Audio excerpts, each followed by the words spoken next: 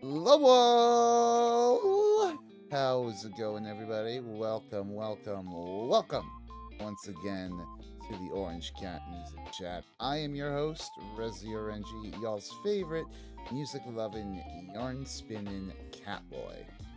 I am back yet again to hopefully make your Sunday afternoon a little more chillax, a little more musical, I guess, a little whimsical. Hey, Patman461, how's it going, bro? Hope you're doing well this weekend. Uh, yeah, no, things have been going pretty decently for me. I mean, we're still over here in New York City. We're still kind of reeling from the aftermath of the snowstorm that happened like last week or so. That was freaking massive. Like, I'm glad that I had the foresight to go do laundry like the day before, just get that out of the way, even though, it was doubling up on errands and made like that Saturday a really tiring day for me. But, I made up for it the next day and just did a lot of work on the glam metal deep dive, the third part of that. I'm on right now, actually, the section 3 of the deep dive with hopes to hopefully by the middle of the month I'll be done the third part and well through the fourth. I don't know. It's kind of hard to really gauge like pace when it just sort of depends on like sometimes I have like more productive spurts than others on certain days. Even though, when I work on the weekends, I try to work for hours at a time and like get like as much as I can done. Sometimes some parts require me to like sit there and really, I guess, process like what resources I need, what techniques I need. I don't know. All that to say, it's part 3 is still coming along, and you guys hopefully have been seeing some screenshots I've shared here and there of that. I hope you guys are looking forward to it. I know one particular chatter has been commenting on my post, hopefully hoping that it'll come this month. I don't want you guys to hold me to that. God knows I've never been the most consistent with setting finish dates for myself, but it will be done soon, and hopefully after I'm done with that, future videos will come a lot more clean. But that is all to say, it's been a really cold time recently, and I've been keeping in a lot. I've been playing more Yarg, doing more editing stuff for the deep dive. But other than that, I don't know. It's sort of been sort of been hermit hours to start the year for Resi. I mean, with the world as bad shit as it is right now, can you blame me? But all that being said, I think we can move on to our guest of the evening. I found this guy once again, as I do through most of my guests these days, through Blue Sky. Although, it does seem like there's some sort of just change going on Twitter now that modern conservatism, goes for the grift it is. I don't know. I try to. I need to try, I guess, more evenly, like finding people on either platform. God knows, like I think there's enough of a separation between Twitter and Blue Sky VT at this point for me to more seriously, delve into both when looking. But all that is to say, of course, this guest I found is another one of incredible. There's so many amazing producers out there in space, right? Not just not just doing stuff for themselves, but also commissioning things for other VTubers, having things, working on commissions for other VTubers. These are the people, these are the sorts of folk that are sort of the glue of the I think. I mean, not just these guys, but like artists and stuff too. Creatives who are able to adapt their skills to be able to fit people's needs, who want to pull something like that off, but don't necessarily have their own skills. So, and so this dude is one such person. He's also like a video game OST composer, also sort of an composer. He's kind of a jack of all trades when it comes to DAWs, so I'm really excited to talk to him today and see what he thinks about, the music he makes, the music he listens to, and all of that good stuff. So, won't you please join me in welcoming Zelax to the program? Hello, Zelax. Welcome to the stream. Hello, hello. I hope you are doing well. Yeah, you're you're all the way over in Europe, right? It's like midnight where you are right now. Oh yeah, definitely. It's Right. nothing new for me. I tend to stream late hours, so yeah, this is normal. No, that's well, I thank you for for committing to doing a collab this late. I try to be accommodating to my guests in different times, as much as I can. Um, but anyways, I like to usually start these streams off by opening guests, letting them speak a little. So what like sparked your passion for music? Like it's one thing to sort of have like a mood music that gets you through the day, like sort of a background soundtrack to your life or whatever. Another thing entirely to be like a VTuber that does your own commissions for other VTubers, does your own like sort of original music, does covers, video game soundtracks. So like, where did that all start for you? Well, on my side at least, it was basically a family thing. Okay. Most of my family they either played an instrument or are musicians besides like their other work, and Yeah. they started teaching me on the sidelines. Hey, this is how music works. This is the piano and whatnot, and I started with the piano, and that's what I stuck with Oh, for nice. the great majority of my life. I mean, it's a good instrument to start off with. You learn all of the you learn all of Western tonality right then and there. Mhm. Well, I mean, I started with the piano, but then of course there were other instruments I started like dabbling in, like wind instruments. Then of Okay. course with the when I did move over to Spain and Europe, I did get out of just private lessons with a very good musician back in New Hampshire. He used to be Okay. like a jazz professor.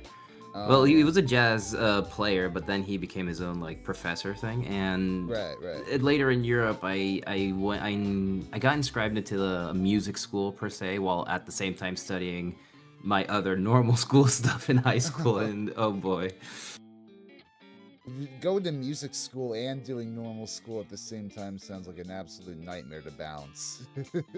it got to a point where I got far enough where it's like, oh, you just needed 2 years to finish it off. I never really did. I got to the point where it's like, with what you have, you can now be a teacher at schools. And I was like, I don't want to be a teacher. What I wanted to learn is to compose music. And the teacher was like, well, you don't start until next year, but I'll do you a big favor. And he taught me like the basics of it. Like from here on, you can do the rest. You got this. You've shown that you can do it. And I'm like, oh, okay, cool. Right on. Get to graduate early, I guess. Yeah. I mean, like, I didn't finish the last 2 years, but I wasn't really like planning on doing anything like huge on the art side of the music and being a professor or anything like that. I wanted to like Yeah. I like to enjoy it. I like to enjoy music in itself. And besides like my family and learning that, of course, video games and Oh yeah. music and stuff that my parents listened to, that was like a huge inspiration, of course. Yeah. I mean, video games are what got me into music in the first place. If it weren't for like the Banjo Kazooie soundtracks from like Grant Kirkhope or any of the stuff that Koji Kondo wrote Oh, back in the day, wasn't for any of good that ones. stuff, I don't know. That was my in to really liking music. I didn't really click with popular music until I played the Rock Band and Guitar Oh Hero no. games. So Yeah, definitely. Music for me, music was more of as a kid, I didn't listen too much to pop or like maybe one or two bands my father would listen to, like Red Hot Chili Peppers or yeah. those kinds of rock bands that he would listen to. But I was more of I like the orchestral music or the original soundtrack of this Oh movie. I yeah. like how the video games sound. I like the underwater music from Donkey Kong Country. All this is Oh so yeah. good. Yeah. Oh no, David Wise was great too. I had those. What was it? I had Donkey Kong Country 1 and 2. I think they'd come out for the GBA, so those were also like Oh yeah. childhood memories for me. Uh, yeah, no, it's it's a lot of I don't know. I I still have a lot of nostalgia for those old like rare soundtracks. How to say, I'm not really I'm not really as into like classically arranged music or anything like that as I used to be. I used to actually be in a, well, not music school technically. I was in like in a broad program that had like something with like a music school over in like Austria or whatever. So I got to study like music history basically in like a Oh sort of yeah. music conservatory like environment. But that was I don't know. That was probably the height of my classical music appreciation because not only Mm. did I learn like really good like in-depth music history in the heart of like where classical, romantic, and what have you basically revolutionized, but like I had like in Austria they have like very easy access to like arts, right? Like they have standing room tickets for their opera houses. They have all sorts of just like cheaper, reduced price events that you usually wouldn't get the luxury of seeing here in the states. Yeah. They do have that here in Spain as well. Like, when I said music school, it is a conservatory as well. So yeah, Right. they also taught like history and all those things. They taught you like, oh yeah, you have to learn how to sing. If you're a piano major, you're fine. You just have to learn how to use the piano. For people who learned how to play violin, later down the line, they would force you to play piano because people are so used to like only playing the melody if you're using a violin, a flute. It's like no, you have to also learn like the accompaniment, like the chords and other things. So people would have to learn how to at least how to do the other stuff. But yeah, that Yeah. also is the thing that they do here in Spain. There are some things that are easy access. Not as I don't believe it's not as much, but there are quite a few things, events and arts that they appreciate here as well.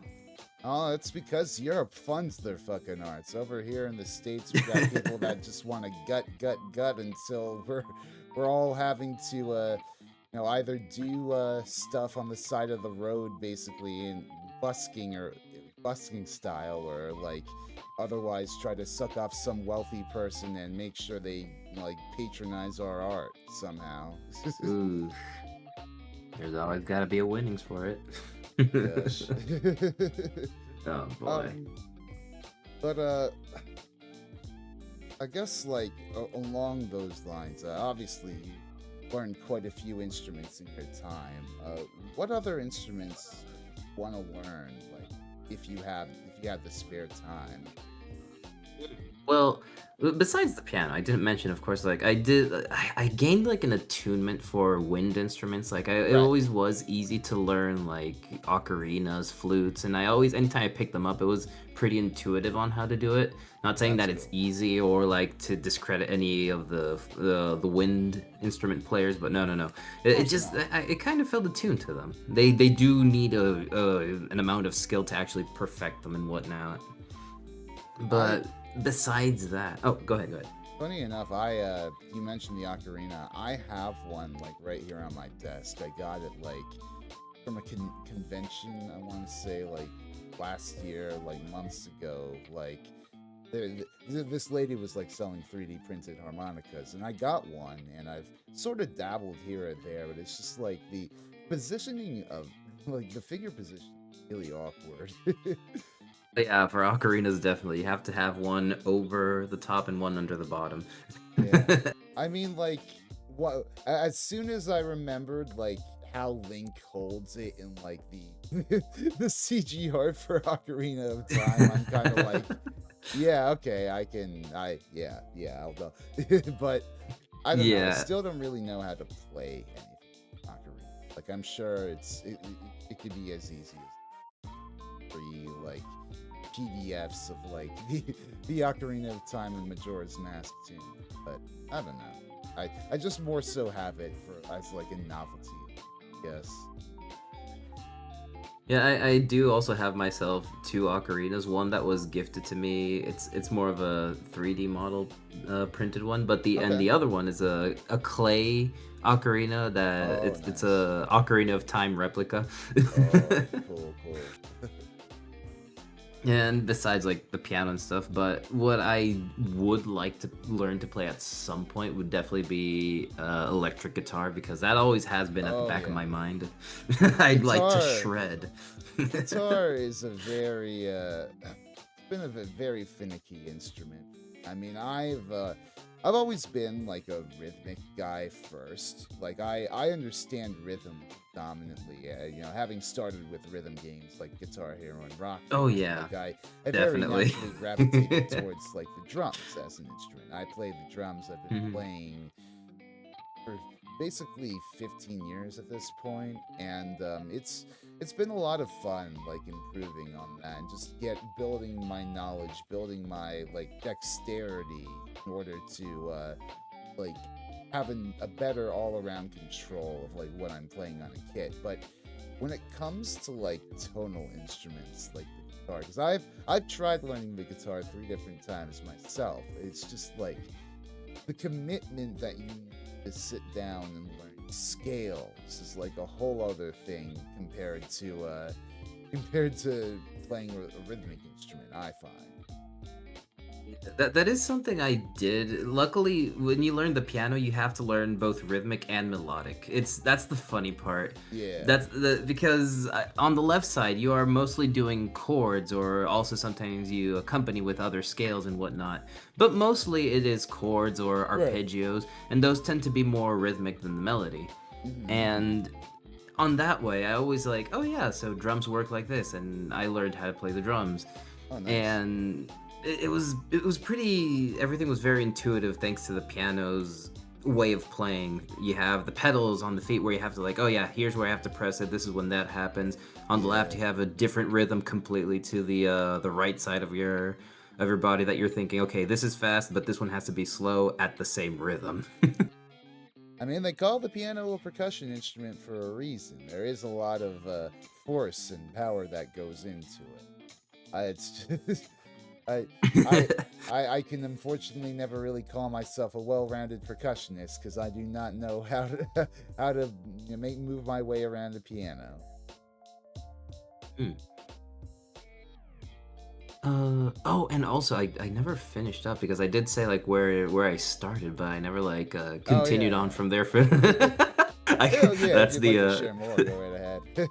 that's the getting distracted by the ADHD and just waltzing off into any other You're direction, I good. think. You're good, man.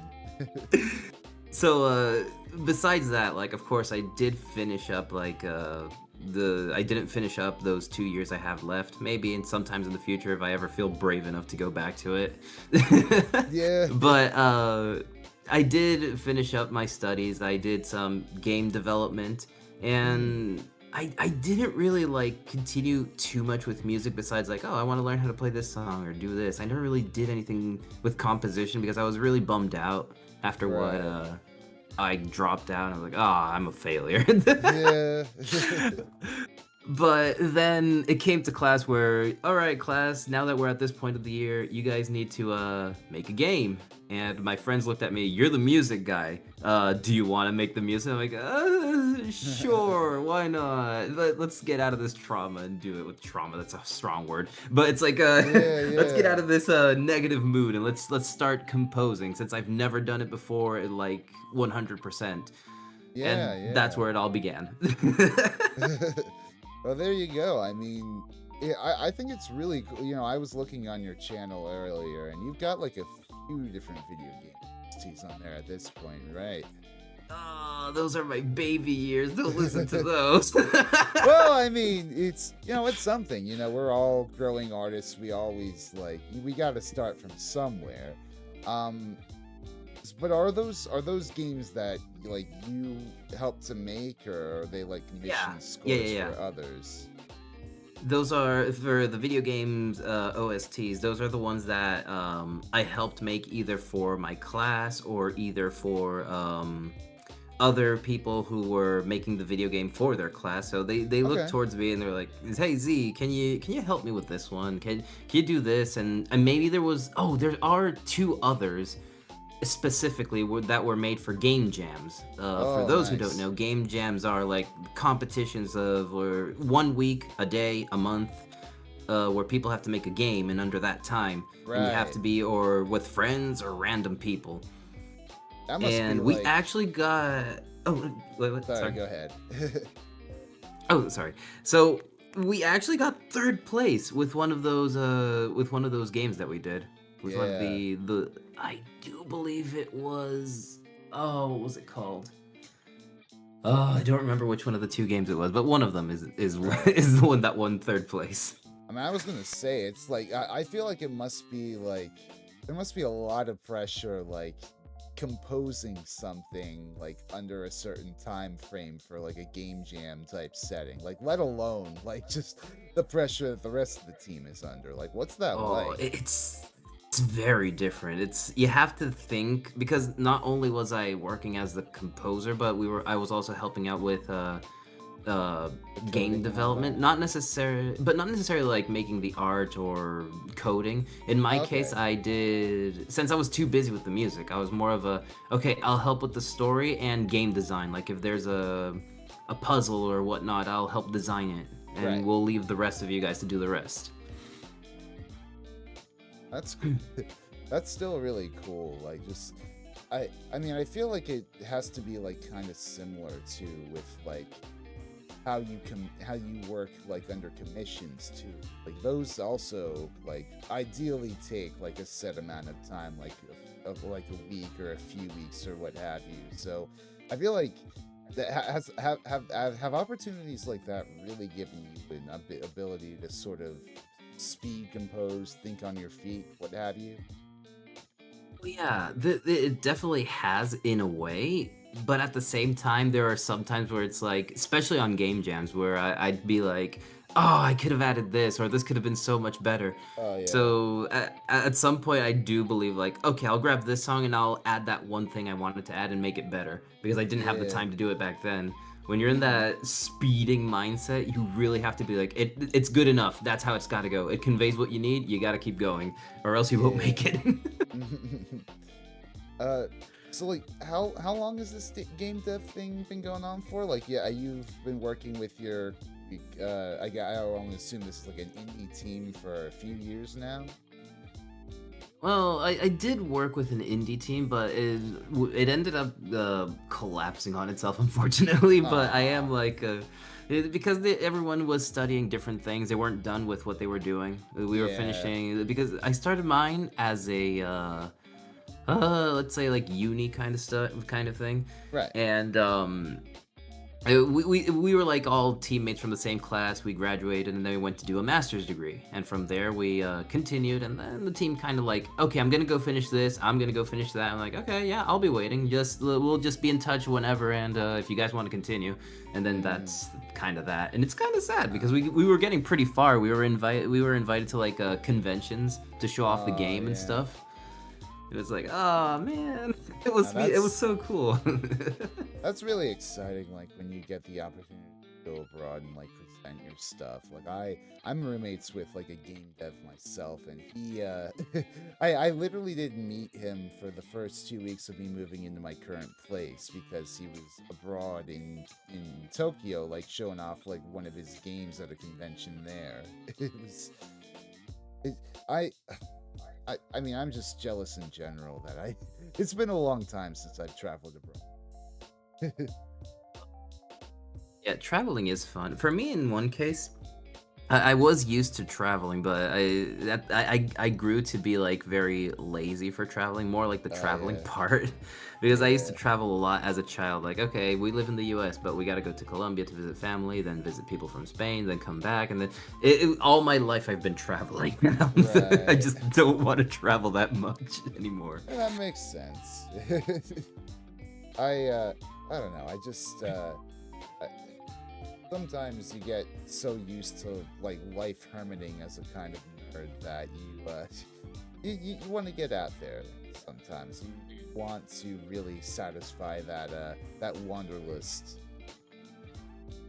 Oh yeah, no, definitely. I get that, like wanting to go travel and see new things. I myself want to go to Japan at some point. Oh yeah, I've Because been wanting to do that for ages.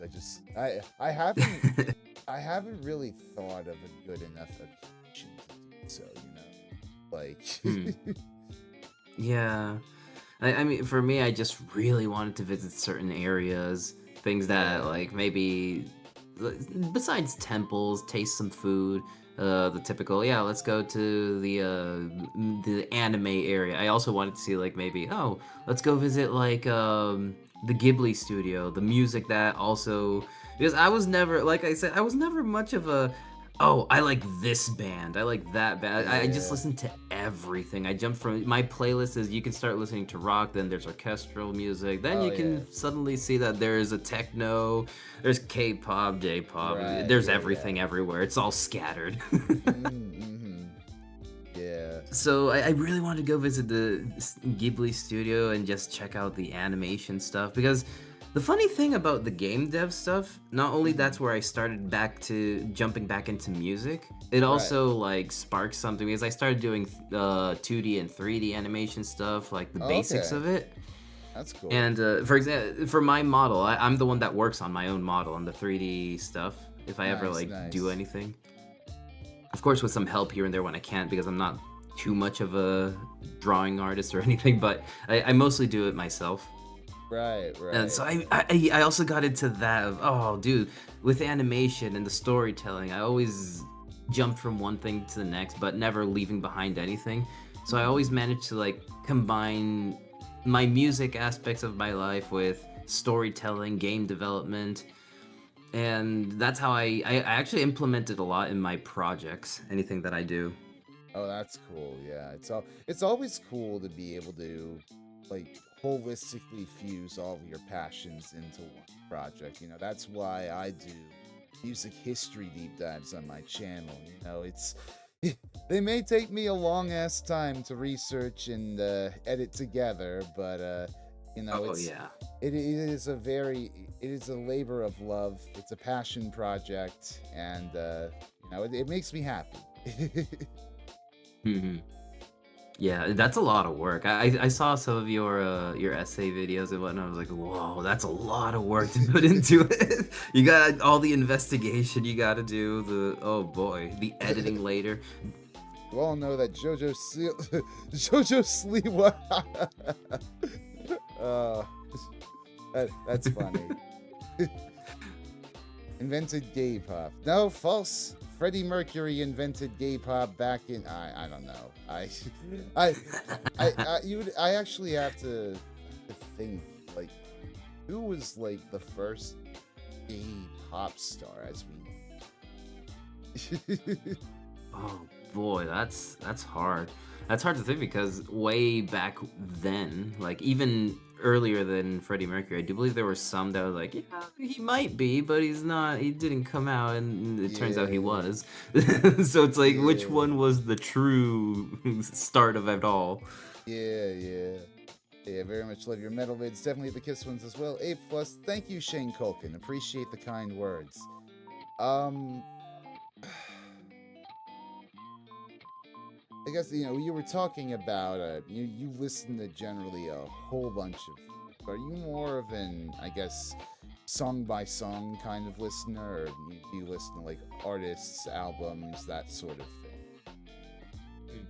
It does depend from like artist to artist and whatnot, but most of the time I did remember like in the teenager years I was like, yeah, I do like a lot of edgy rock stuff. I loved like oh, I don't remember their names, but there's so many edgy rock stuff Oh like yeah, oh, now I can't remember the names because brain Breaking works like that, but Benjamin, 3 Days Grace. yeah, there you go, Bad Charlotte.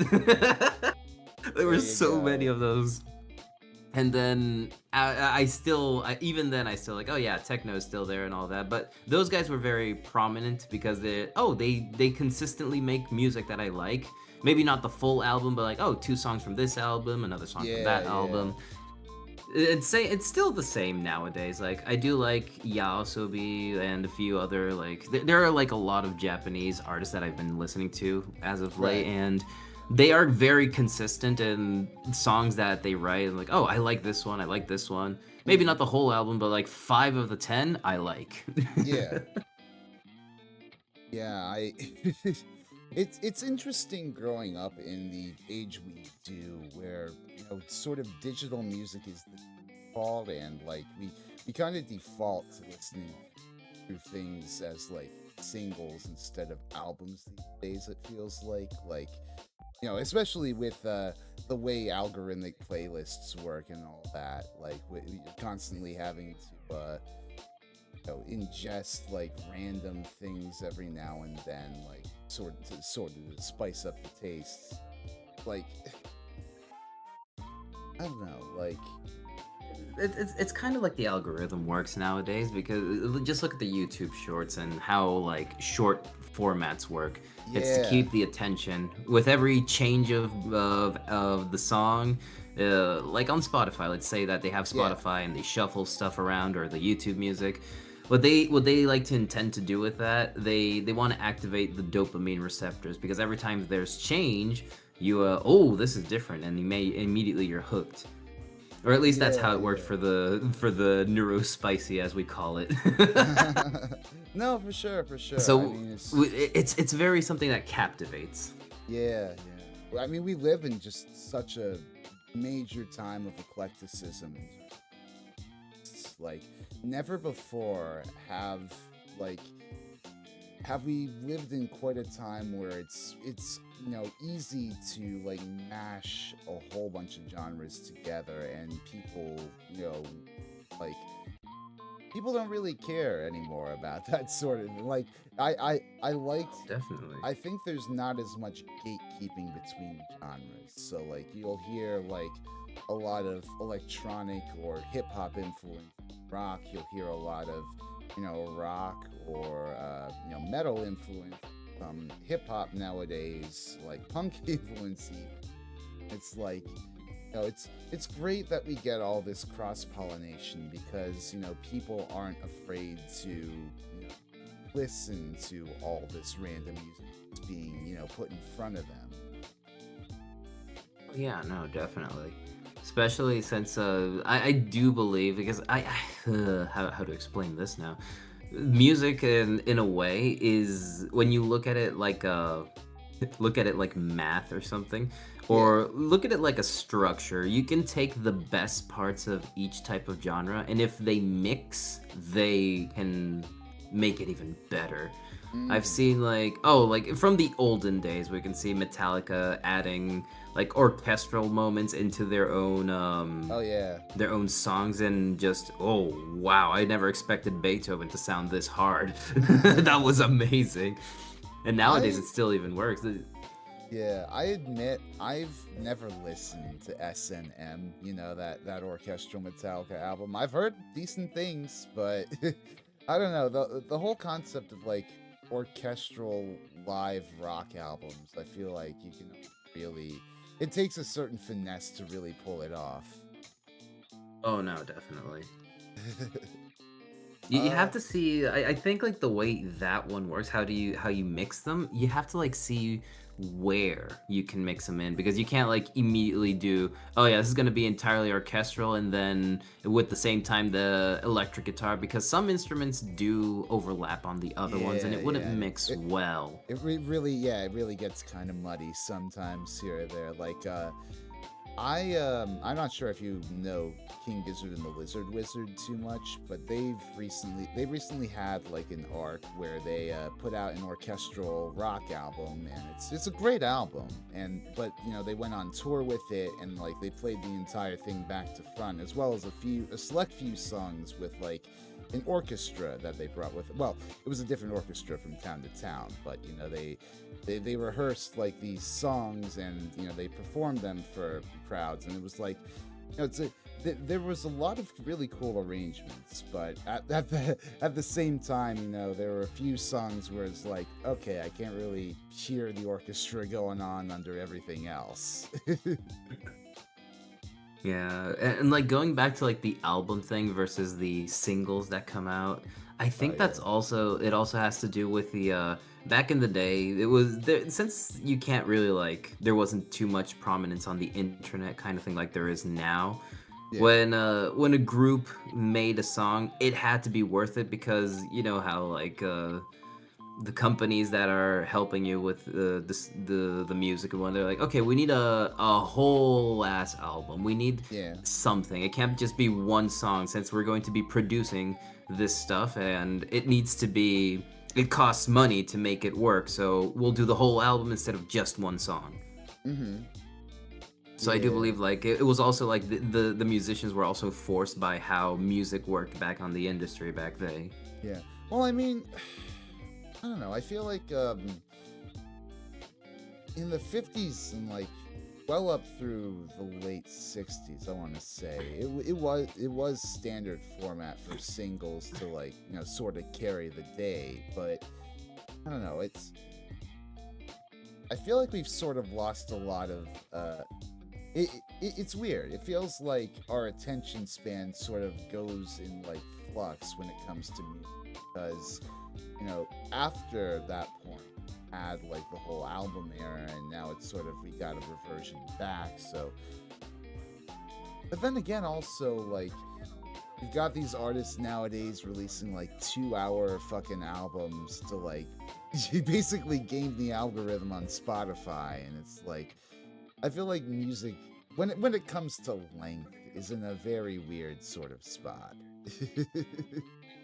I guess it's more like situational. Instead of the way I do it, it's more of a depends on what I'm doing. If it's like Yeah, for a yeah. game music is different. It needs to be if it's not a cinematic game, like if you take God of War and then you put Tetris, not just like story wise, but like God of War is more like the music accompanies what is happening, and Yeah. Tetris is more. I need a song that can loop and it won't break the flow of the game, so it Right, yeah. loops. It has a perfect cut at a perfect time. Mm-hmm.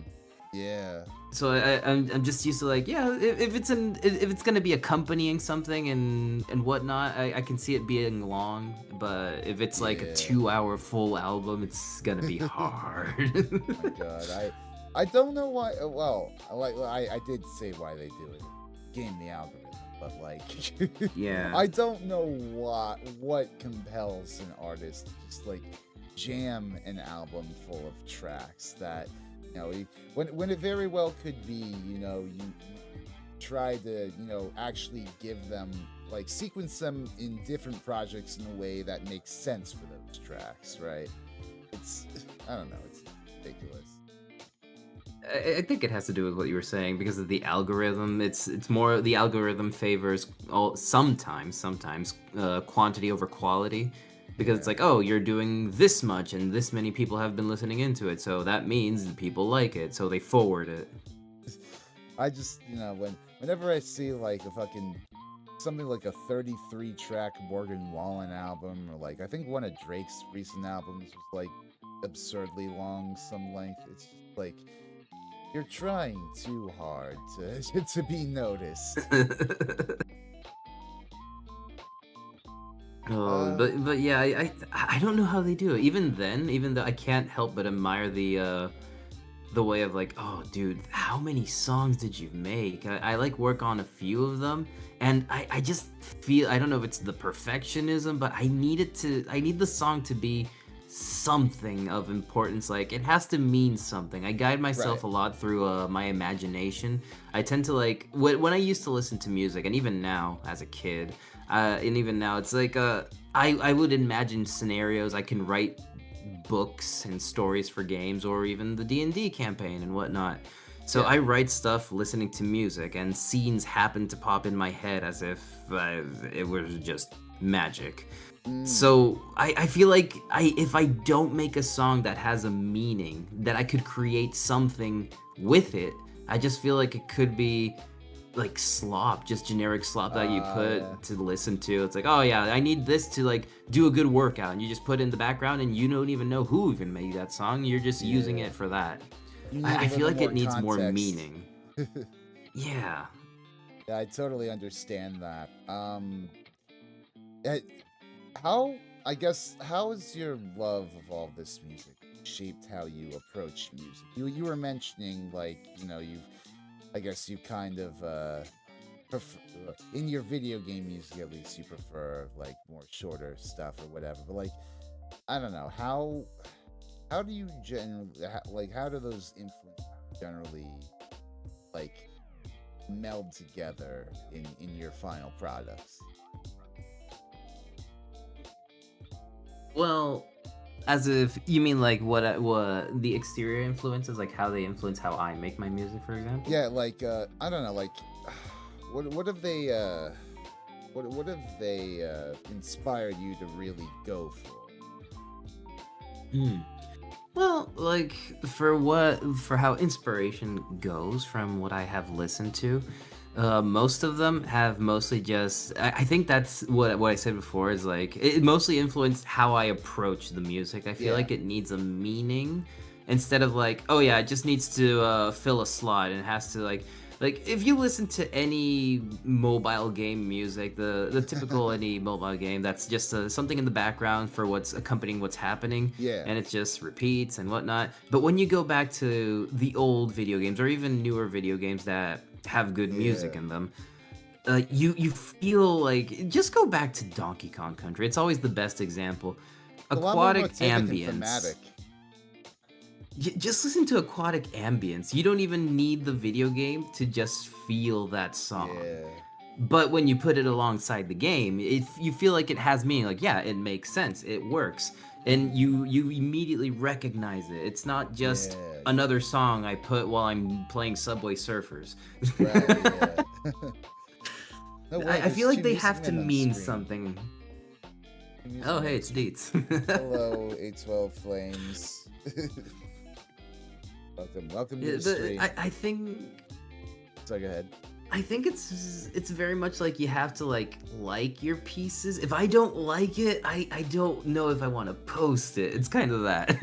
Yeah, yeah. You're Like, very would much I a listen to perfectionist. this? Would I listen to this? Would I actually like, oh dude, I gotta listen to this again. It's so good. Would it Yeah, appeal yeah. to me to listen to it again? Right, yeah. The struggle. It Uh, is, it is. how do you discover new artists? Do you like just listen to playlists on Spotify or streaming services, or do you try to seek out like organic recommendations? Well, funny that I most of the time I don't for starters I don't even use like Spotify or I feel out of the loop with those Hey, I things, mean, good and on not because you. oh I'm You're a old. stronger man than I am. Not because oh I'm old I don't understand. No, I am a technology guy. I'm very Right, tech savvy, and I before I did video games I did study medicine and biology science. right, right, right. It's a 180, but I it's more of the I don't know. There was always something about those sites that didn't really. It was very suspicious the way it worked. It was like, I'm sure I can Yeah. find the artist, and most of the times I find them on either YouTube or even on Shorts because with the the dark era of a certain virus, there was a lot of posting, and a lot of people did stuff like, oh, animation memes. People exploded on the internet a lot more, and they used music from artists and independent artists and whatnot. And then it got popular to use music in a different way for like those 10-second shorts, now Hmm. 40-second shorts, and now 3 minutes up on YouTube. And Yeah. a lot of those things, I'm just scrolling, doing the horrible doom scroll, and like, oh hey, this song's actually really good. What is this about? And then oh, Oh yeah. it's an artist. No, it's really crazy to me, like how cracked like short form content has been for exposing people to new. Like obviously the popular example is TikTok, right? Right? There's been like so many Hmm. different like musical trends and like old music like that's been revived like thanks to TikTok trends. Like I think about like Fleetwood Mac for instance. Like Zoomers Mm. love Fleetwood Mac. Like I mean like their backstory is practically tailor made for like a Zoomer girl gossip blog, but like also like just I don't know. There's something that really clicks about those songs from Rumors and how like perfectly they were made back in like 1977 and how they shine even to this day. Funny enough, another music source that whenever I'm too obsessive over like these 20 songs I listen on loop, Yeah. then there's my sister that just pops in and is like, "Hey, I found this song," and vice versa. I'll just go to her, "Hey, Oh listen to this. You're welcome." yeah. Yeah, I need to do more of that like with I mean, I've got like I'm in like two different bands in New York City, and it's all well and good. It's just Oh, I, that's I, awesome. I need to ask them for recommendations from time to time because they have turned me on to some cool stuff here or there, but I don't know. I've just been really lazy when it comes to exposing myself to new things. Oh, here's a question for you, Rezi. Yeah. Um, how do you move among like other bands? How did you discover other like your bandmates and whatnot? How do you get into that world? Well, in the first place, I think the first band, uh, I discovered them through Craigslist. You know, they Hmm. sometimes like sites like that will have like classifieds, you know, advertising open positions or whatever, and I perused them early on just to try and get some sort of like a drum experience here in the city. But then later on, with my second band, I just sort of got together with a bunch of friends that I had in college who live up in the area too. So I don't know. It's Right. there are these musicians that you meet from time to time in like random circumstances, or just like answering their calls on like social media, and then bands just sort of form from there. Cool. It's just that I for instance, my style is I've always been a solo musician. I've never had the Right, chance to like I only had one chance to like do a collab with one person. It was for a video game that they were working on. right, yeah, And we did a thing where it's like I'll make the first half of the album, you make the other half, and then for the final boss theme, we'll mix it up and like I'll do some part my version of what you do and you do mine, and that's then we cool. did a little cool mix there. But in a way, I've never actually, besides that, I've never actually done a band thing or played. I played live piano concerts or done singing Okay. live, but I've never ever done like a band thing. Yeah, it's really fun. I mean, it can be hard to the logistical side of managing a band can be some very hard stuff to fathom and sit down with. Like, I don't know. I've never been the sort of guy to want to manage the business of a band. One of my bands Oh is no. they want me to reach out to radio stations, and I've still yet to do that. I need to get on that and sit my ass down and fucking work at that. But it's like when you're an indie band, right? You need Yeah. to you need to work extra hard just to get noticed. You need to, find as many bills to sign on to as you can. You need to, leverage any promotional opportunity you've got. And keep in mind, like this may be that, all your members already have like adult jobs and you're having to figure out like your schedules around that. So it's like it can be a very hectic experience, but ultimately rewarding when you get out there on stage. Like no matter how many people you're playing to, like when it all comes together and you've got like brilliant chemistry between all your mates, it's some great stuff. It's awesome. I mean, yeah, like the biggest thing I've done, music composing wise, what I said before, but the other thing in the conservatory, they would have you do like a play with another piano mate and do like duets and whatnot. But I've never done something like, Mm, oh, I'll play the keyboard while you guys do guitar and there's a vocalist, and I've never done that. yeah. Would recommend if there's if there's ever a rock band in your local Spanish city that needs a keyboardist, maybe consider stepping up like an open mic sometime. Uh, let me see. So how do you go about developing ideas for compositions? Walk me through your workflow. What sort of softwares do you use, and how long have you been using? Right. So for when I started, I did start with free software because I didn't know how far I was gonna go into it or if I even Right. had the bravery to continue after the silence of music and whatnot. Yeah, yeah. But I did start with LMMS, which is a free version. It's very similar to FL Studio, kind Okay. of. But Hmm. it's its own free little program where they update it every once in a while. It's pretty intuitive to use. But That's after cool. that, I did move on to FL Studio, and I Okay. haven't left that one since. Makes sense. It's a I very did hear reliable like software, so I hear.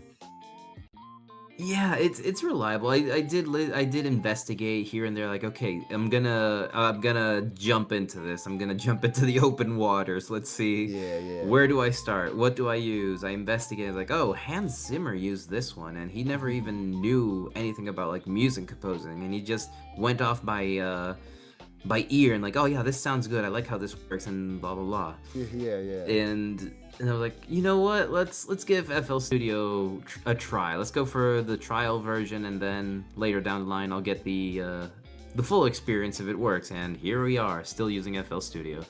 Hmm. I mean, I've personally. As Sorry, go ahead. no, go ahead, go ahead. I was going to ask you, what about you? I've personally not had that much experience in production, or at least the experience I have had hasn't really stuck with me a lot.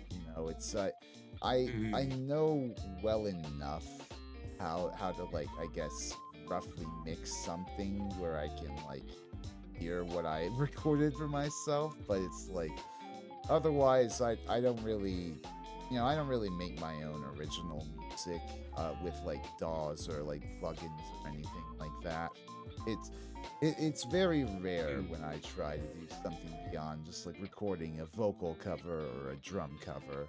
Like I've I have Right, Reaper, right. that's the free software that I use, and Oh yeah, yeah. it's a very complicated program, but I know I've enough heard about good it. things from it. It's decent, yeah, but I know enough. That is to say, I know enough about it just to really get by with for my purposes. I have heard that Reaper is more focused on like band stuff. Like if you're going to be drumming, guitars, it's more of a band centered kind of DAW. Yeah, Meanwhile, if a studio, it's like a bit of everything and it just keeps expanding outwards to other genres. Like before, yeah. it was very orchestral and whatnot, and then it started moving into synthesizers, and then now it just has everything plus Hmm. anything else you can add to it because it has like you can add any kinds of plugins or other kind of like synthesizers, instruments, and That's to wild. not count the countless modifiers that you can add upon it. So it's like you can have FL Studio and then you can Hmm. add a bunch of free stuff on it as well to just make it even better. Yeah. So that's why I just stick to this one. I'll tell you, I've also used GarageBand in the past. Like I have an iPad that I've demoed stuff on GarageBand before, and like kind of like you were saying with Hans Zimmer, I found it very useful because with its MIDI on the iPad, you can very easily just like drag and drop notes onto the timeline and really like sort of piece together a song that way. Yeah.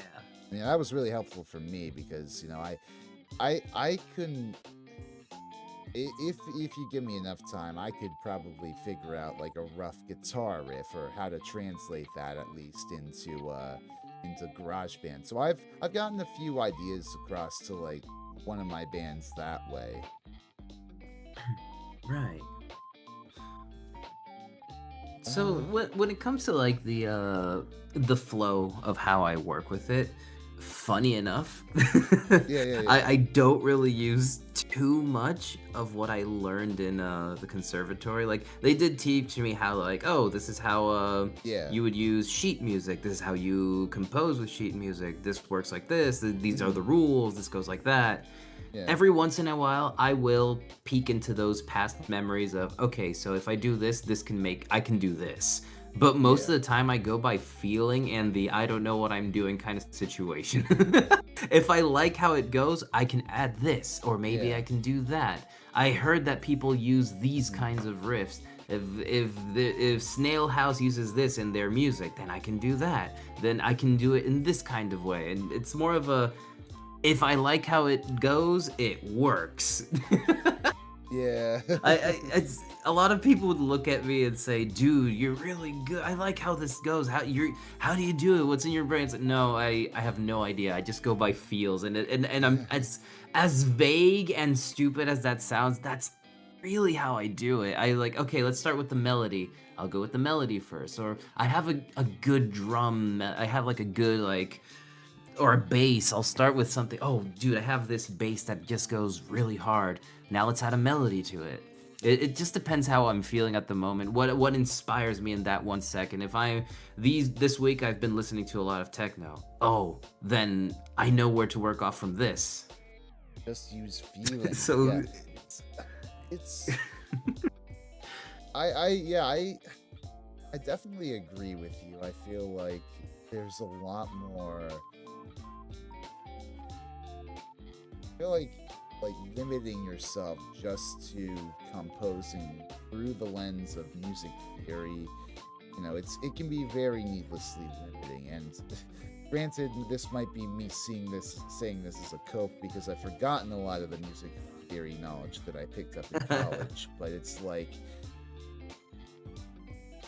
you, that's the thing. It has structure. You have to follow the structure. It's yeah, very linear in a way. You have to follow the rules because this is the way I learned how to do it. But I was very much the one in class where it's like I got bored yeah, in music class, but even though yeah, I love music, but I was getting bored in class because there's so many rules and what if that and yeah. then when it changes to this and whatnot and I want to just start composing. I have this idea in my head, and I just want to put it on the pentagram. I want to play it, and then FL Studio just makes that so much better for me because I can literally just go, okay, I'll use this instrument as a placeholder. I feel like this, and then I just start experimenting. Oh, this instrument goes better. What if I do this? And then let's change that. And it's very stupid. I'm so sorry Yeah. for everyone out there. It's like feeling what's that supposed to be? It's hard to explain, but it's more like Yeah. what you imagine. It's very much of the imagination kind of Yeah. situation. No, it is like honestly, vibe space composition is a valid strategy. Like Vangelis, for instance. Vangelis was never trained in music theory, but he still went on to compose a bunch of brilliant fucking movie soundtracks. Chariots of Fire, Blade Runner, but like a bunch of classic shit. And if it's not by feeling, another way would be by setting. If I'm Mhm. composing for a game, a fellow VTuber or movie show or whatever, it's Mhm. more of a okay. Give me the setting. I'll what's the mood, what's happening, and I'll go off from there. Mhm. What's it all about? I look for information. I basically just put them through a questionnaire until I get like, Yeah. okay, if you want something like this, then I can work with whatever that makes me feel, and that's what I'm Mhm. gonna put into it. Right. um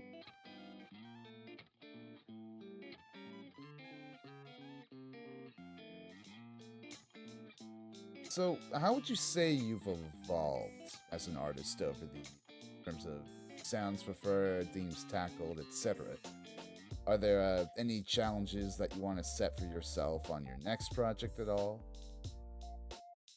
Oh, okay. So for how I have evolved, I was very when I started, of course, I was very simplistic with my instruments because I was very scared to experiment. Sure. That I had to because it was like okay, what do I know about music? Right hand, left hand, piano.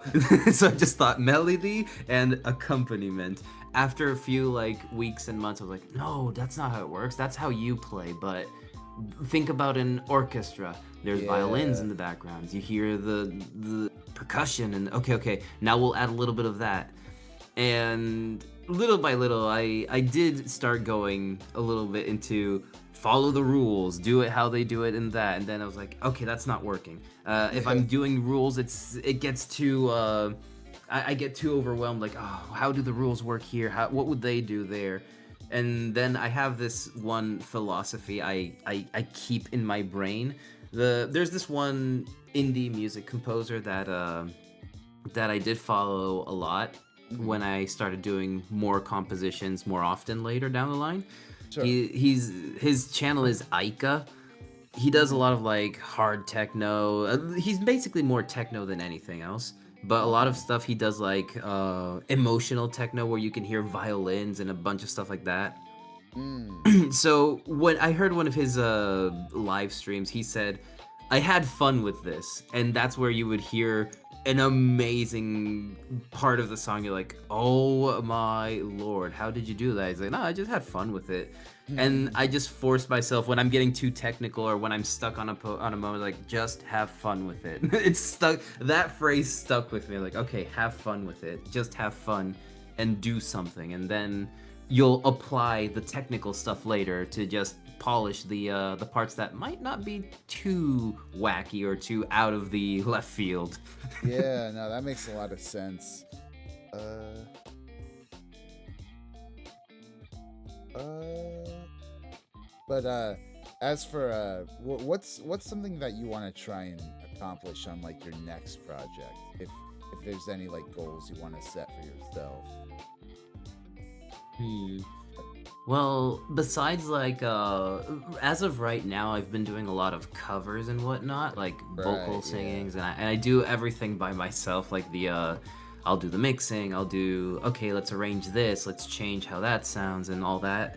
Hmm. But besides like doing vocals and doing commissions for VTubers and other stuff like that, I want to try at some point make a song.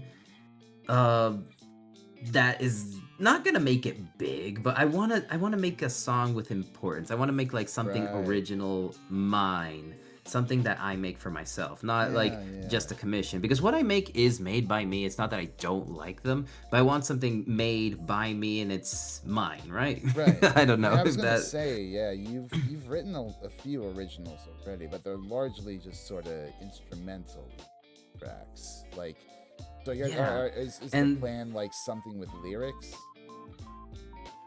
yeah, at some points I want to make like I was planning for as soon as I got more free because I'm finishing up a second master's degree. This one has to do with music, Oh, congrats.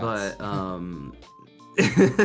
I'm almost done with it. Finally, this year I'm done with it. But when I have the free time, I wanted to do a challenge where, okay, let's start like making music in different styles, and let's try and make it an original, Yeah. and Yeah. some with vocals, some without vocals, and they don't necessarily have a purpose because most of the stuff I've made is like, okay, this is gonna be for my intro screen, this is gonna be for someone else's intro screen, this is Right. for a video game, this is for that. I want to make something just for the heck of making something, and I Mm-hmm. want it to be good. Yeah. Yeah. For sure. For sure. It's been a long time since I've tried to write an original song from scratch. And technically speaking, even the last original song I wrote, I've been procrastinating for years on just like this little bridge part. I don't know. It's an intimidating prospect writing a song. Yeah, I mean, the hardest part is getting started, but that's why. That's why the importance of the questionnaire for when I work for someone on a commission and whatnot, because it'll get rid of that intimidation because you don't have to think too much about, oh, what do I do? It's more of, Right. oh, they want this, so now I can just jump off from that. But Yeah, when you're making an absolutely. original, you have to actually think hard. What do I want to do? Yeah, yeah. But Like for that, I you do create the recommend rubric. go off of feeling. Yeah, exactly. Do go Is off of what you're feeling. Like go off of, like, for example, Japanese yasobi.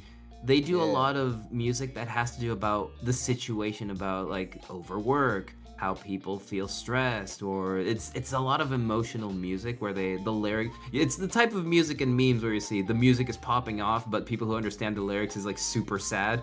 Yeah. So you go off of a feeling that you have at the moment, an experience that you've had, use a Right. memory and whatnot.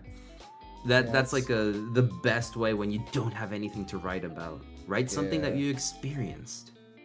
Honestly, most of my feelings nowadays are anger at the current political climate, so I could very well I True. could very well see There you myself go. writing a protest album, but Oh yeah. I otherwise I'm just like I don't know. I haven't really felt that spark that really that motivation to sit down and like bang something out in a while. And I don't know if that's because I don't know. I've felt I've not felt as confident in my musical ability or what, but it's just like it's something that I need to work myself out of. Like the best thing for when I felt stuck at some point is to at least do something related with what it is. Yeah. Because sometimes I have had that feeling of, oh, it's intimidating to do a new project, and then you see all these people coming out with amazing things. You're scrolling on Instagram, TikTok, or whatever, and Yeah. you see someone come up with stuff every week, every 3 days. Like even if it's like a 30-second, a 10 to 30-second little melody and whatnot, Mm. it's really good, and it's like, oh, I want to do something like that. How Yeah. do they get that inspiration to do just, it's just 30 seconds, but at the same time they would turn around to you and say, dude, it's just 30 seconds, I wish I can write a whole song. I've heard like people who are like really big and turn to their audience, it's like, yeah, but I wish I could make like a whole song. This is just a 30-second segment that I made because I felt this way, and it's really good, but Yeah, I yeah. didn't make the whole song, I just made 30 seconds. Well, A there's lot of the always challenge something people do is that. there's always something you What's it it's called? so good.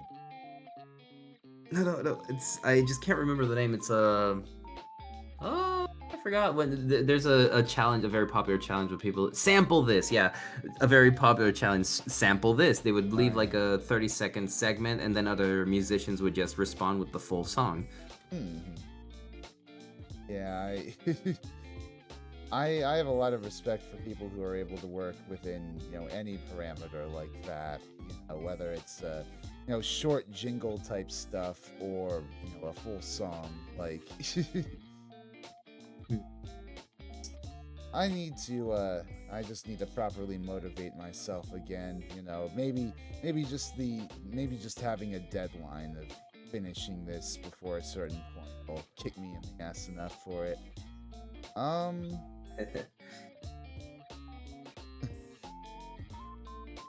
so have you gone to very many concerts?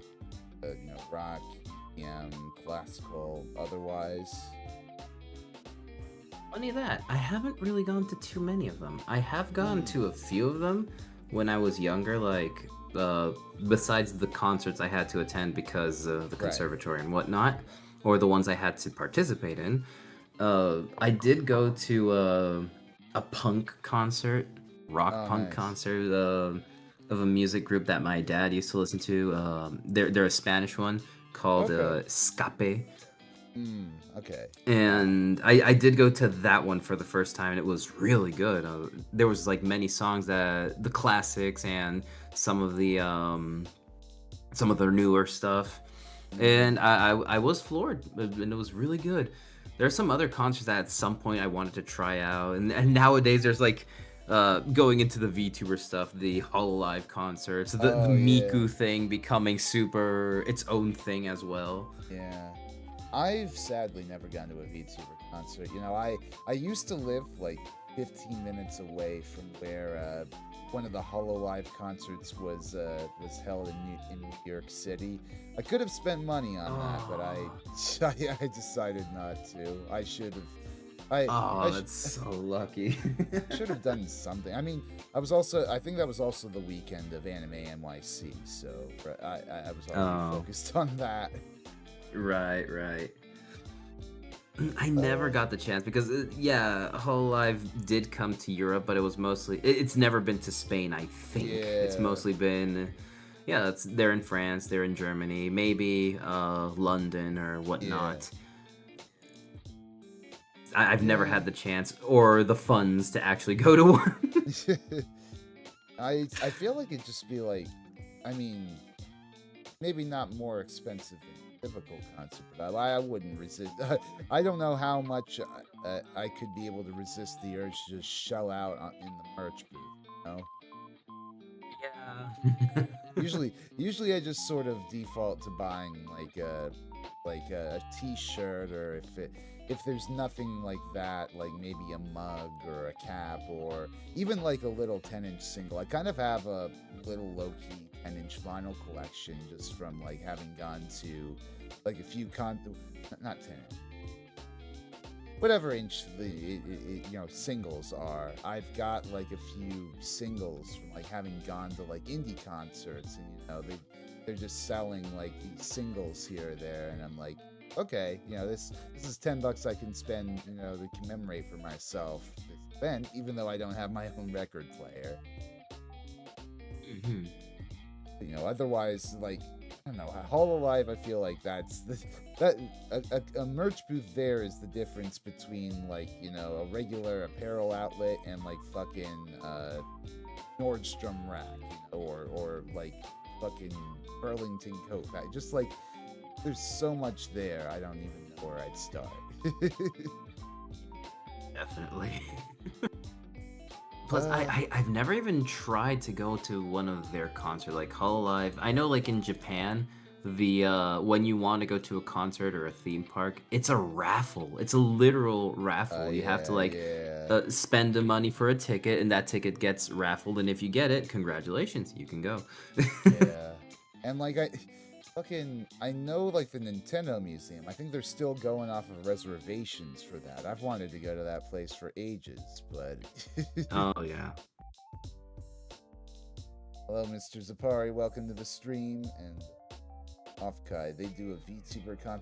I've wanted to go to Offkai for ages, but just it's on the West Coast. I could never really figure out logistically how to do something like that. Was planning to go this year. It's still in the air, but of course, Yeah, like time and money are a situation. But I still have it in my mind too. I want to go this year. I yeah. really want to try it out. Me too. I mean, I go to regular Offkai, or I really want them to open up like some sort of East Coast VTuber con, either whether that's Offkai East or just like some other separate thing. Here in Spain, VTuber things hasn't really like taken off as much. Like Yeah, they're on the internet side, yeah. Like there are VTubers going live and whatnot, famous ones, and but there hasn't been like a convention type thing that goes on here in yeah. Spain. Like I mean, I there is assume it's stuff for just like, anime. yeah, I assume it's just like Yeah. rolled into anime. Mm-hmm. Um, I guess sort of pivoting like towards, I guess, your career as a VTuber. Like as a Oh yeah. streamer, how do you try to incorporate your musical side into streams? Do you do a lot of music production streams? Well, I did do that back in the day, and I want to get back to it at some point. It's just that I feel very intimidated when I'm composing because a lot of this time I like to explain what I'm doing to the viewers. but at the same time, it's hard in itself to like keep the entertainment value while at the Yeah. same time, okay, I need to compose this, I have to, this doesn't work, and there's a lot of like, write this, delete it again, write it again, delete it again. Yeah. And It it's is a like, lot I of don't know busy how work. entertaining that'll be. You know, I respect VTubers who are able to go through that with that stuff. Like I always share this stream. You know, my good friend Noriboshi Ariel, she goes like fucking 8 hours, 10 hours, sometimes 11 hours doing like these long ass like BST DAW editing streams, and it's cool to watch her cook, but you know at the same time it is that whole issue of like, well, if you're so focused on like making a quality worthwhile product, how much entertainment value can you provide to your audience? So I do like, now that I have like more experience on what the content creation world is like video editing and doing streams, and now I do them for longer, because back in the day I did just like 1 or 2 hour streams. Right. Now I do them for 4 at least. Besides Mhm. that, now there's sometimes every time I do 6 or 7 because I forgot about the time. Yeah. but but yeah, like when it comes to music composing, I did do some things like, oh yeah, let's compose this one, or guys, give me an idea on the Discord server, send me a song you want to see in a different style, or let's do Mhm. that. And I try to make it entertaining by like either telling the viewers like, I do this because of that, or I like this, how this feels. Okay. But at the same time, it's more of the brain worms that get in the way, like, oh, is this good, is this entertaining, Yeah. or am I showing too much, am I not showing enough? it's Yeah. it, No, it's for hard sure. because since for composing me, it's I've been very solo when it comes to composing, and since like of course the experience I've had with music, like I dropped out, I felt bad about dropping out of like the conservatory with just 2 years left. I feel like very intimidated. Like, oh, I'll show you my progress, but showing you live is a little bit more scary. It's like, Right. Yeah. it's gonna be a little hard if I don't advance. I'm scared of like having a 6 hour stream where I've only advanced like 30 seconds into the song. Yeah. Because sometimes it's very different. One day I will do a whole ass song. The other day I'll do just 30 seconds because I didn't like how this sounds. I'll change it again, again, again. Oh, it's time for dinner. I forgot. Yeah. Yeah, that is It's the very, yeah. as the struggle of composing to a stream. You know, sometimes Hmm. sometimes you look back on it and you realize what you made isn't really that isn't that much or isn't that good. You know. Yeah. But And it doesn't help when you're like, you have to think of, oh, I have to chat to stream and I have to stop. And then, yeah, oh, what yeah. was I going to put on the thing? Oh, I forgot what I was doing. Right, yeah. Also, hello, Tuxmungus Fancyton. That's a very fun username. Um, But yeah, maybe someday in the future, I'll get back to doing music composing streams. absolutely. I did do some Blender stuff, like, oh, let's do some 3D modeling. And then I had to stop because timing and whatnot, and let's just use stream for an outlet and let's play some Yeah, games. yeah. But later down the line, I do, maybe in the summer, I'll do some music composing and work Right. together streams. Instead of just chatting, well, let's chat and work together, right? Like homework stuff. Mm-hmm. Yeah, yeah. No, I've kind of wanted to do stuff like that too, like work streams for like editing my deep dives, but I haven't really figured out how to incorporate that yet. Also, welcome back, Patman. You can call me Tux or Tuxmungus. Tuxmungus is a fun thing to say. I think I stick with that. Um, when you stream games, what's your favorite game to stream? Do you have a favorite video game OST? Well, favorite video game OST. Oh, it's so hard. I'm a very complicated guest. I'm sorry. Most of No, the stuff is feel free always to like, multiple choice it. yeah, it's just like for this week, this is my favorite. Next week, I love this. But lately I've gained there's been the DLC for Cult of the Lamb, and Oh yeah, the music composer for that is very unique. It felt very much like you're actually like in a cult. You feel very yeah. it feels mystical, the vibe of the music that he did, That's which cool. unfortunately he did pass away, but his music was really good. Hmm. I I've wanted to pick up Cult of the Lamb for a little bit. I mean, it's a roguelike, right? Like just kind of like Binding of Isaac. Yeah. I've wanted Yeah, but to. at the same time, you have to build a. It's like a build a town simulator at the same time. Oh yeah, It takes a bit of everything aspects, yeah. but it is mostly it's a little Binding of Isaac. I definitely got to check it out at some point. Um, is that also your favorite game to stream, Cult of the Lamb, or? As of right now, what is my favorite game to stream? Hold on, I need to pull up the You're good. You're the good. library now. Because I don't have I do variety streams. I've never been like okay guys, every day, every Mondays it's gonna be like Oh, Marvel okay. Rivals. That is the game I stream the most. I've been like jumping Just from got. game to Yeah, game. I see. Yeah, My motto is to finish it on its completion. Sometimes I'll do 100%. that's Like cool. Hollow Knight. I jumped into Hollow Knight recently, and oh my lord, the music in that game is so good. Oh my god. Yeah, I analyzed it, and it's Hollow Knight so and Hollow Knight Silk advanced. Song, like Christopher Larkin fucking cooked with both of those OSTs.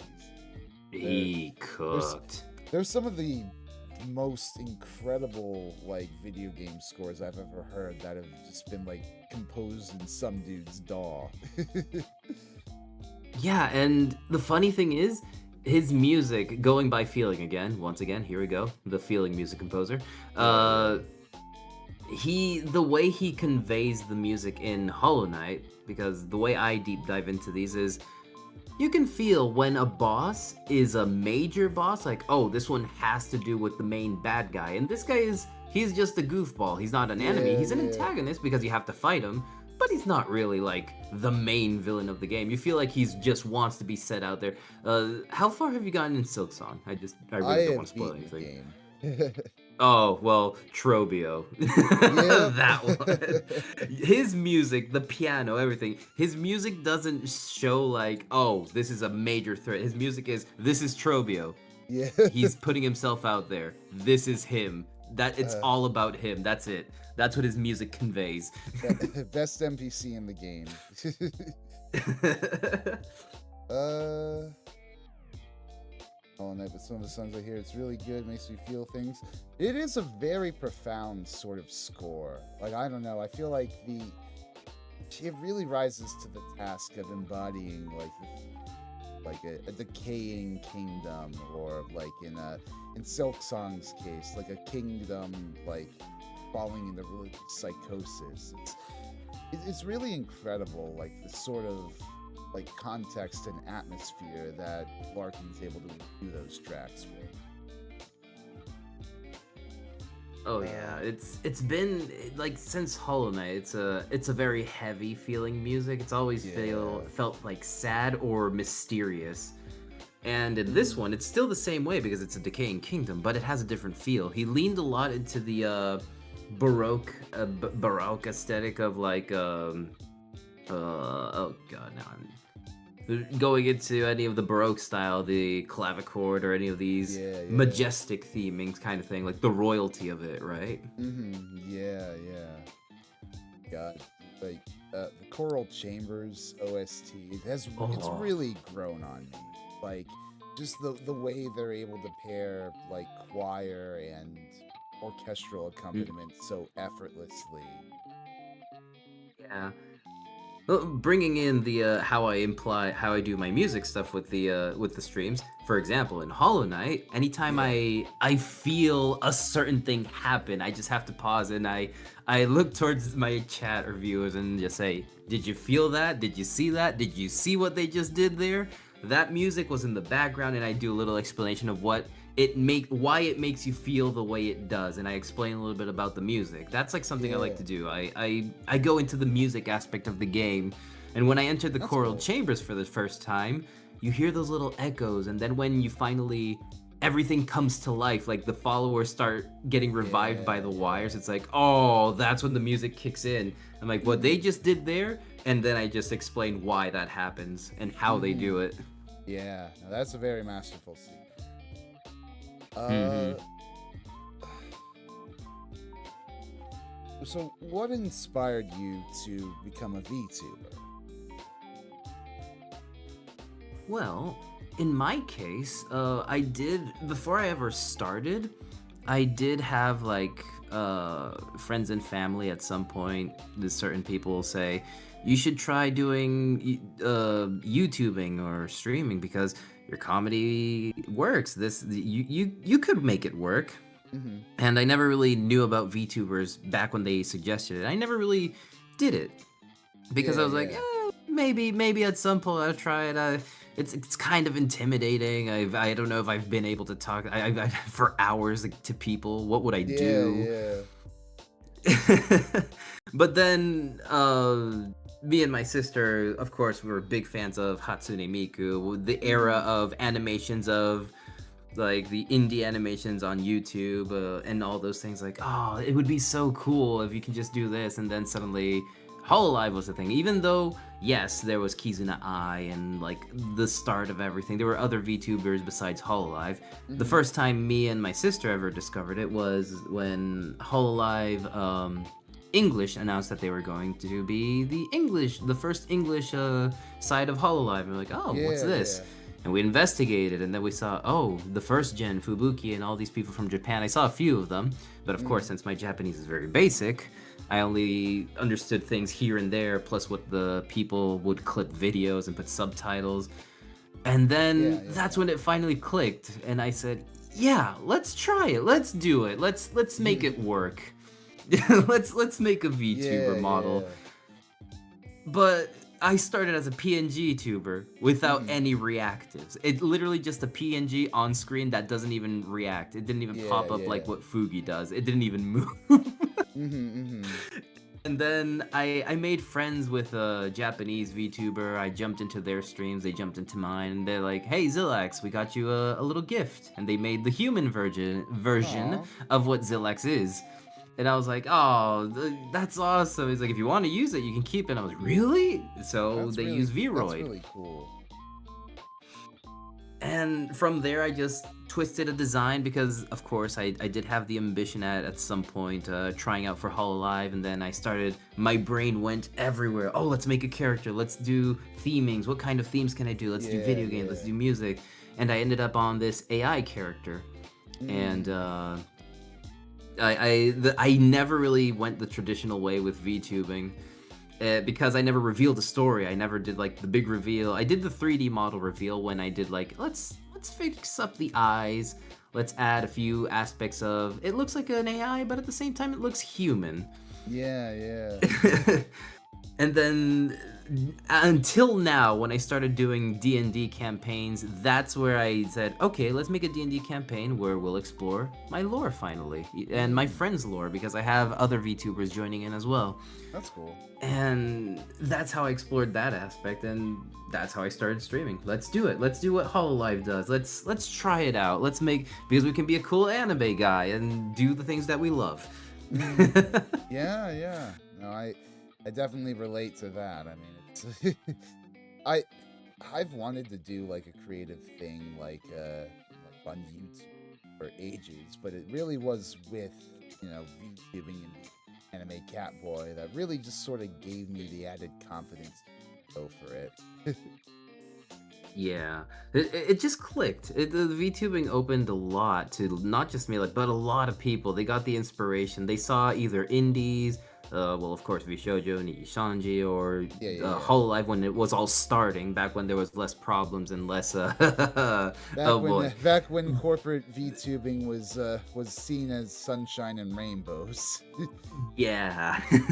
But that gave the inspiration to so many people like, oh, then we can kind of just be like what the YouTubers like Markiplier and these guys, but we can be an anime character. Yeah, And not yeah. just because like it's easy, it's not just because oh I might not look good or I don't like how I look or I'm too shy, but it's also because it's like You can role play a character.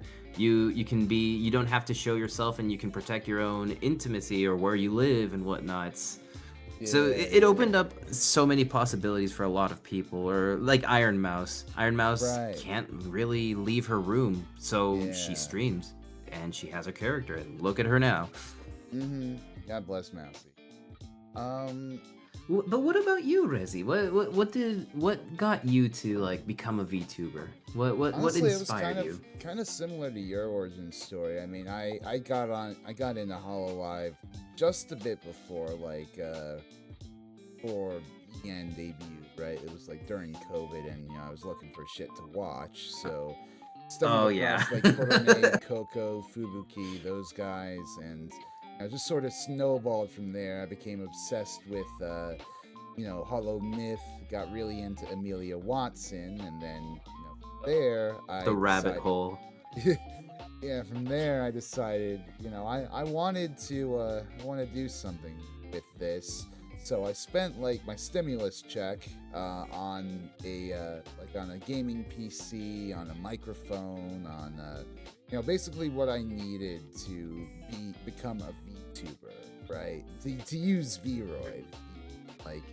'Cause I Yeah. had like a laptop or whatever, but it wasn't. It was like a decade old by that point.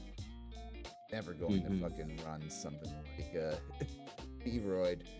But I got this computer, and I just sort of started up from there. I was like this well, I tried to kind of adopt the Hololive model of set a schedule for yourself and stream like 3 times a week or whatever, and that was good for a while, but I was not a streamer by any means, so I was sort of talking into the void and really struggling with that before I decided to pivot myself essentially into doing more edited content, and like more of like a when I stream, like more of like a talk stream, like Zatsudan music chat sort of vibe. So I don't know. I've had a I had a storied storied career these past 5 years. Haven't really done too much, but I'm happy with what I have accomplished. For me, on my case, the courage I found, because I tried to be realistic about it. I did think about, like, yeah, no one is going to be on my first streams. No one is Yeah, going to be listening, and it's going to be a lot of talking into the void. But then I thought to myself, okay, different mentality. You're not a streamer, you're a YouTuber. Mark literally records talking to the void. He doesn't talk to anyone. He refers to you guys and says you, as if there was someone there. Anyone yeah, who looks at you, oh, this guy's crazy. But you're literally talking to no one for future audiences. So my mentality is that, and even now, even though I do get more people on streams. Like sometimes there's 5, sometimes there's 20, sometimes there's 30. Depends on the game. yeah, Depends on how many people are interested, or if they like what I'm doing. And some people even watch afterwards. So my mindset sticks to referring to the viewers and the post viewers. My outro literally says, "Thank you for joining in," even if it's post stream, because my yeah, mentality is, okay, this is gonna be a video, so I'm gonna be talking to them constantly, and they're gonna be yeah. welcomed. And it's something I developed over time. It wasn't, of course, there's always the brainworm of, oh, I'm not talking to anyone. But my objective is not to be a streamer, but to just have a video that people can watch at some point. Yeah. I've definitely gotten better with, I want to say, filling dead air. Even just with these streams, even though I've got a guest, I feel like I've gotten a bit more since getting back into doing this streaming thing. I guess regularly, semi-regularly. It depends on how busy my workload is for the video essays, but like I usually try to do this every week, every other week.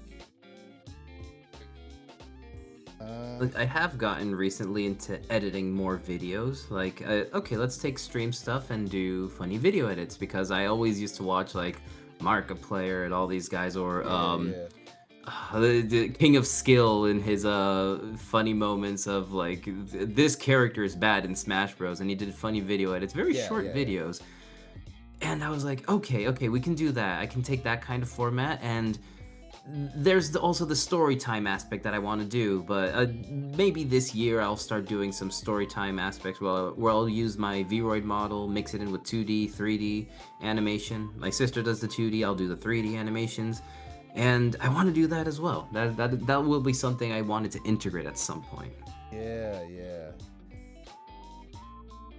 I definitely want to have a lot more animation capabilities myself. I need to look into getting motion trackers at some point.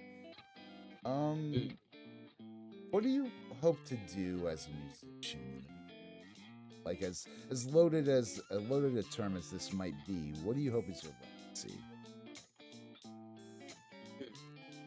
Well, in my aspect, for better or for worse, I always have the mentality of try to make it as big as you can, but have a realistic aspect of Right. don't think you're gonna get big because you don't want to feel disappointed later in the future. Yeah, Because you have yeah. to be realistic. Besides the oversaturation, lots of music and so many people, maybe at some point it'll work out. Maybe I'll get it to some point where it's big, but not big as other people. But I at least want to get out there, reach a certain amount. Mm, I want to maybe do a live concert or Okay. maybe do a collab with other people like bigger VTubers at some point. Like, hey, Yeah. let's do a music collab. Let's do this. What are some of your dream This- collabs? Well, at some point I wanted to I really wanted to try like Snail House. It has like really good music that I love. I know Mm, like someone from Hololive did it. They were from the English branch, right. and they did a collab with Snail House. I'm like, oh, I want to try out, but then the brainworms. But maybe I should do Yeah. my own music because I'll feel you're a music composer. Why didn't you make your own music? Right. I want to do a song where I sing and I have someone else do the music composing for once. Yeah. It's definitely a lot to work through there.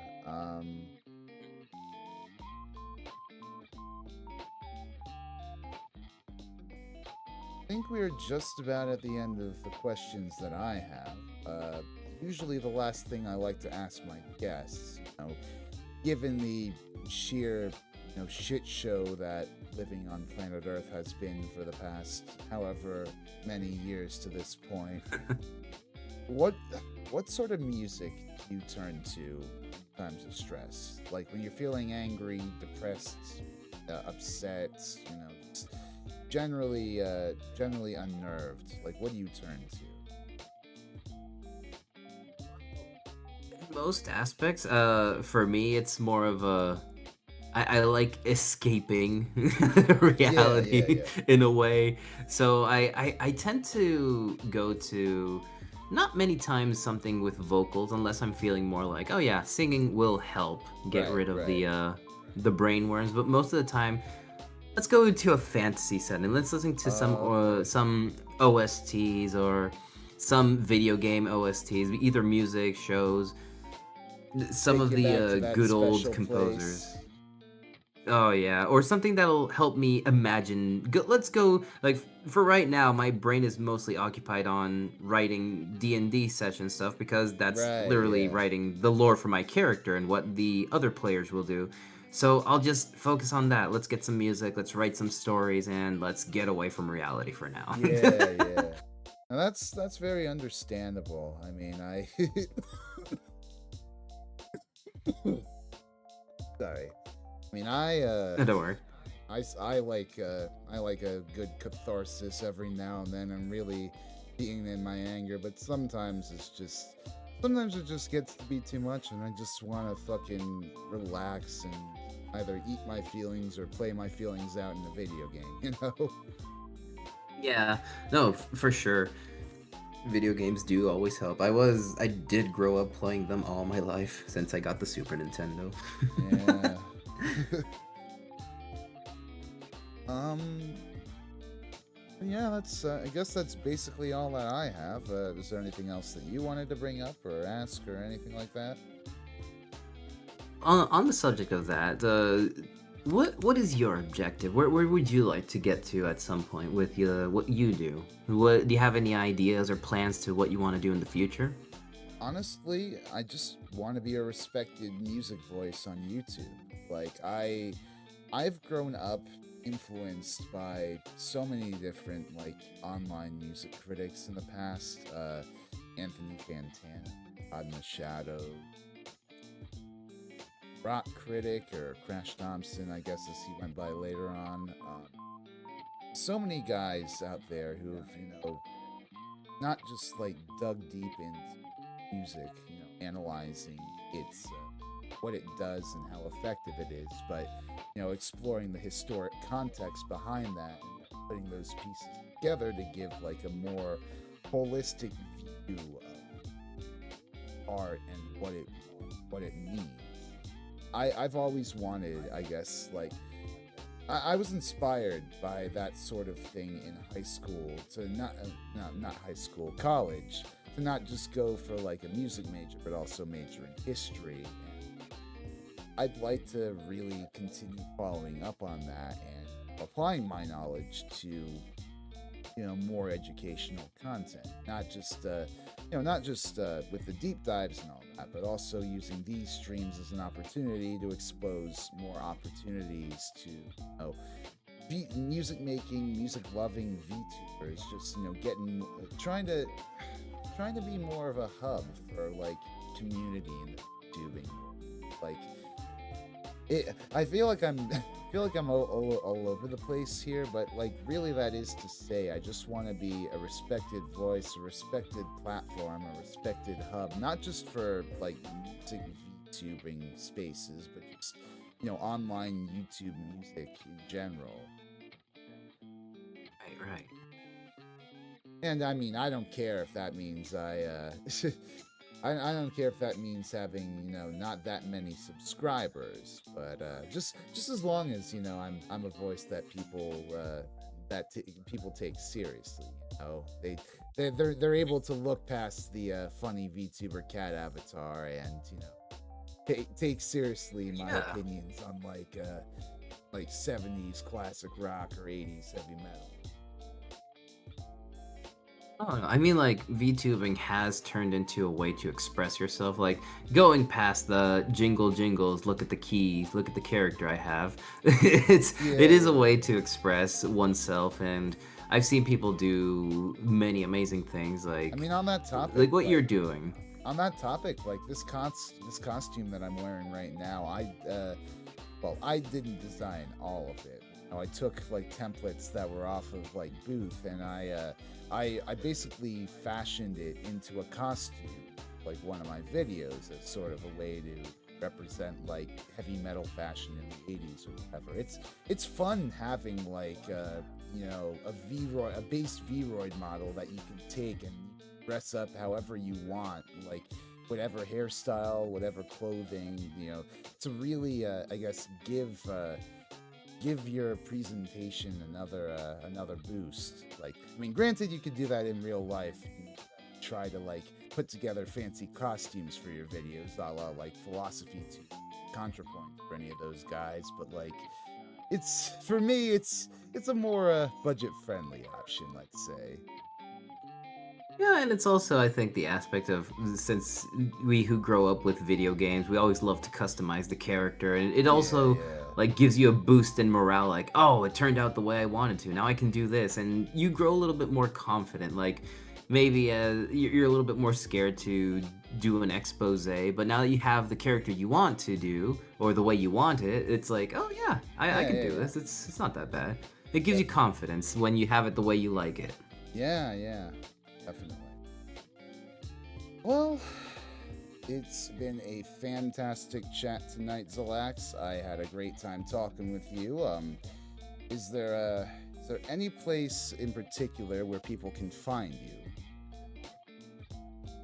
Well, besides like the typical socials like Blue Skies and X and all Yeah, the I mean, things like that, what's your like preferred Instagram. platform? But my main thing is YouTube. That's where I started. because Hololive. So YouTube is my main place. I do Okay. stream on Twitch as well, but YouTube is where everything is allocated: the music, the streams, and the funny video edits. Right. Uh, yeah, go follow him on YouTube.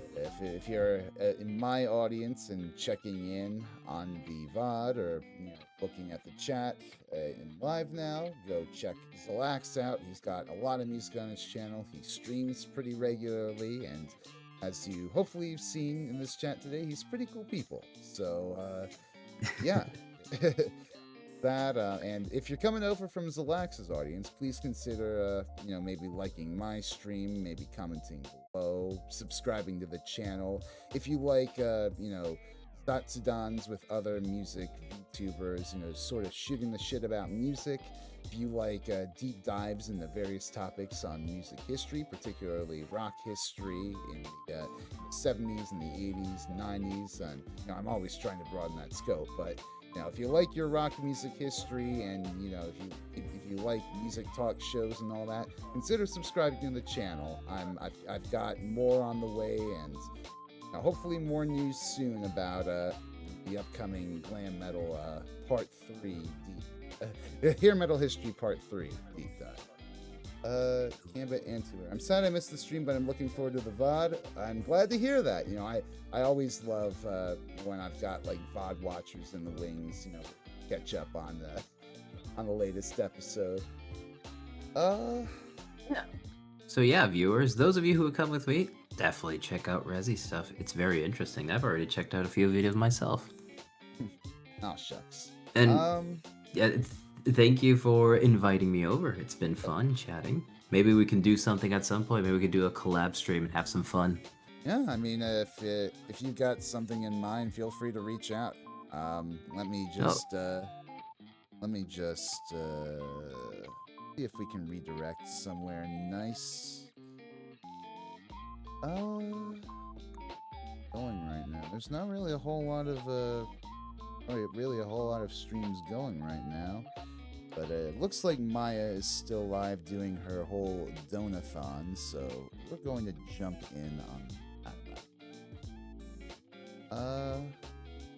Right now, give me a second. Figuring.